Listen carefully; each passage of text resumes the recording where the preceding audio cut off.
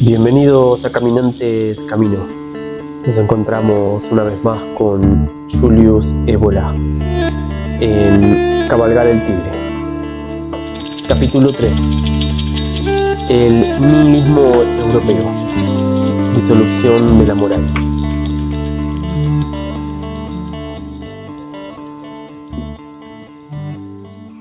Si quiere expresarse simbólicamente el complejo proceso que ha conducido a la crisis que hoy sufren la moral y la visión de la vida, la mejor fórmula es la de Nietzsche. Dios ha muerto. Podemos tomar la temática de Nietzsche como punto de partida para nuestro propósito, pues no ha perdido en absoluto su valor de actualidad. Se ha dicho con razón que la persona, que el pensamiento de Nietzsche, tienen también el carácter de un símbolo.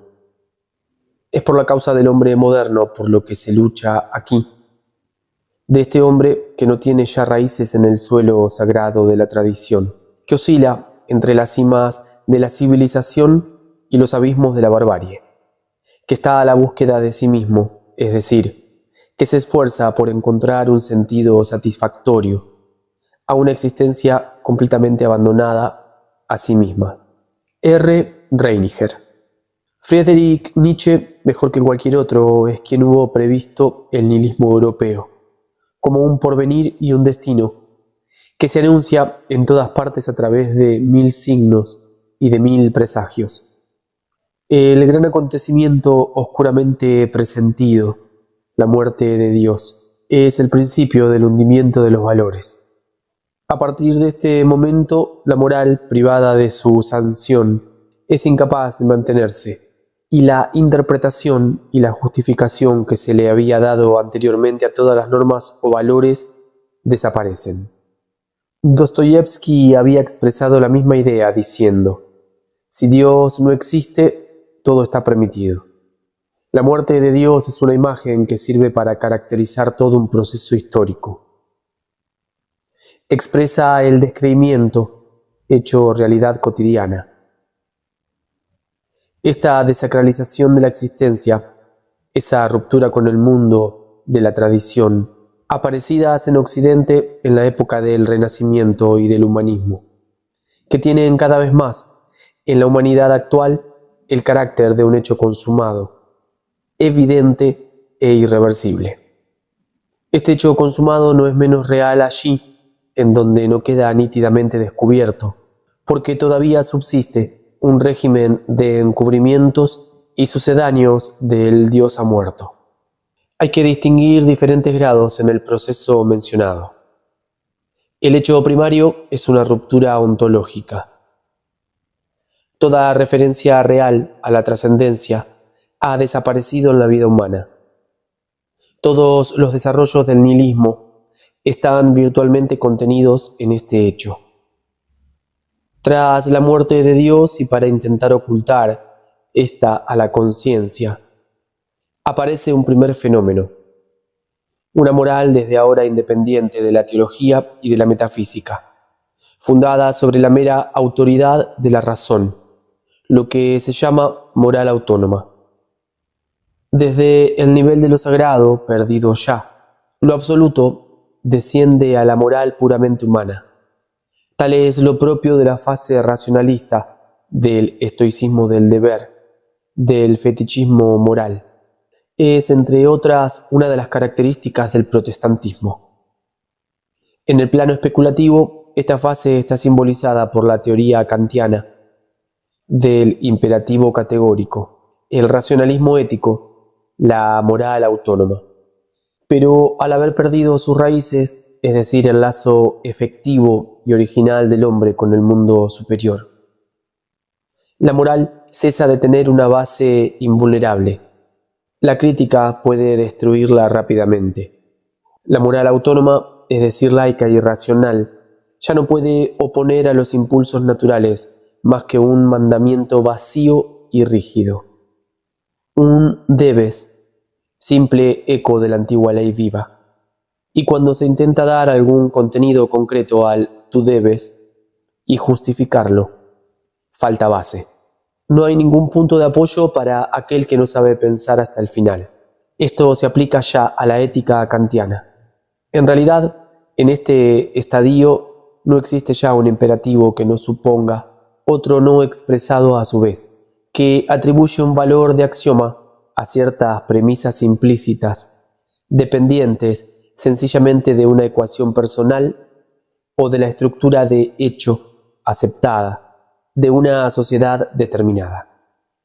Después del racionalismo ético, el período de disolución prosigue con la ética utilitaria o social, renunciando a encontrar un fundamento intrínseco y absoluto del bien y del mal. Se propone justificar lo que queda de norma moral, por lo que recomiendan al individuo su interés y la búsqueda de su tranquilidad material en la vida social.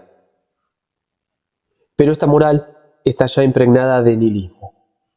Como ya no existe ningún lazo interior, todo acto, cualquier comportamiento, se vuelven lícitos cuando se puede evitar la sanción exterior, jurídico o social, o cuando uno es indiferente a ella. Ya nada tiene carácter interiormente normativo o imperativo.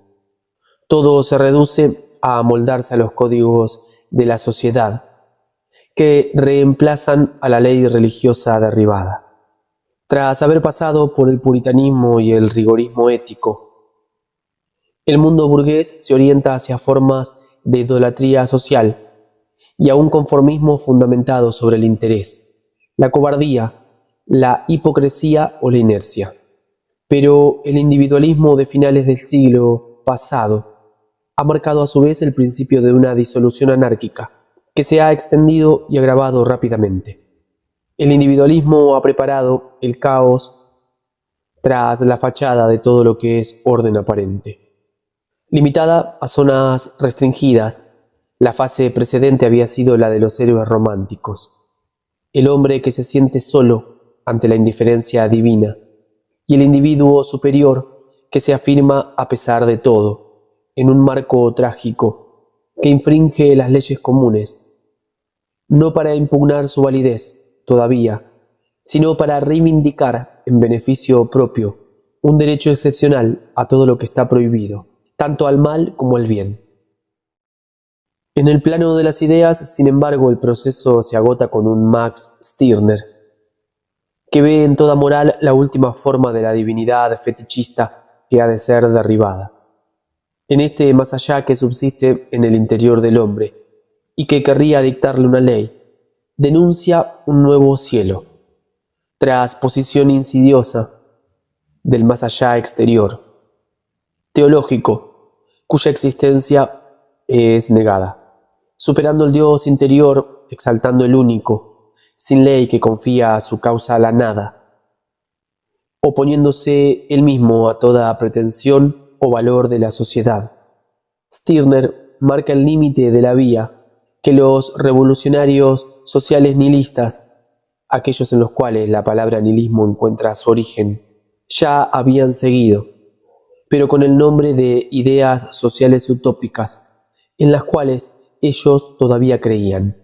En su interior, ideas de justicia, de libertad y de humanidad, opuestas a la injusticia y a la tiranía que veían en el orden existente. Volvamos a Nietzsche. El nihilismo europeo, anunciado por él como un fenómeno general y no esporádico, ataca, además del dominio de la moral en un sentido restringido, el de la verdad, de la visión del mundo y de la finalidad. La muerte de Dios tiene aquí como efecto quitar todo el sentido a la vida, cualquier justificación trascendente a la existencia. La temática nietzscheana es bien conocida, por necesidad de evasión, por falta de vitalidad. Se había inventado un mundo de la verdad, o un mundo de los valores, que se había desgajado de este mundo y que incluso le era opuesto, lo que le confería un carácter de falsedad y le quitaba todo valor. Se había inventado un mundo del ser, del bien y del espíritu, que era la negación o la condena del mundo del devenir, de los sentidos y de la realidad viviente. Este mundo fabricado se ha deshecho. Se habría descubierto que se trataba de una ilusión. Incluso su génesis habría sido reconstruida y se habrían mostrado las raíces humanas, demasiado humanas e irracionales, en tanto que libre espíritu e inmoralista. La contribución de Nietzsche al nihilismo ha consistido en demostrar que ciertos valores superiores, espirituales, no solo eran simples impulsos vitales, sino que incluso, en la mayoría de los casos, impulsos de una vida decadente y debilitada. Así solamente permanece como real lo que había sido negado o condenado en el nombre de este otro mundo superior, de Dios, de la verdad, de lo que no es, sino de lo que debe ser. La conclusión es que lo que debería ser no es, y lo que es lo que no debería ser. Es lo que Nietzsche llama la fase trágica del nihilismo. Es el inicio de la miseria del hombre sin Dios. Entonces la existencia parece perder todo significado, cualquier meta. Al mismo tiempo, todos los imperativos, todos los valores morales y todos los lazos también se desmoronan, todos los apoyos. Encontramos una idea análoga en Dostoyevsky, cuando hace decir a Kirillov que el hombre solo había inventado a Dios para poder continuar viviendo, y por lo tanto, como una alienación del yo. Sartre define brutalmente la situación a la que llega cuando declara que el existencialismo no es un ateísmo, en el sentido en que no se reduce a demostrar que Dios no existe. Lo que él afirma es que, aunque Dios existiera, nada cambiaría. La existencia es abandonada a sí misma en su realidad desnuda, sin ningún punto de referencia fuera de ella, que pueda darle un sentido a los ojos del hombre. Hay, por lo tanto, dos fases. La primera es una especie de rebelión metafísica o moral. En la segunda, hasta los motivos que habían justificado e implícitamente alimentado esta revuelta desaparecen, se disuelven, volviéndose ilusorios para un tipo de hombre nuevo, y ello es la fase nihilista, o específicamente nihilista, cuyo tema dominante en el sentido de lo absurdo, de la irracionalidad pura de la condición humana.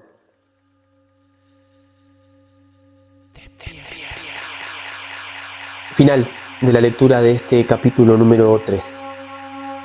Nos damos cita para encontrarnos a leer el cuarto capítulo de los precursores a la juventud perdida.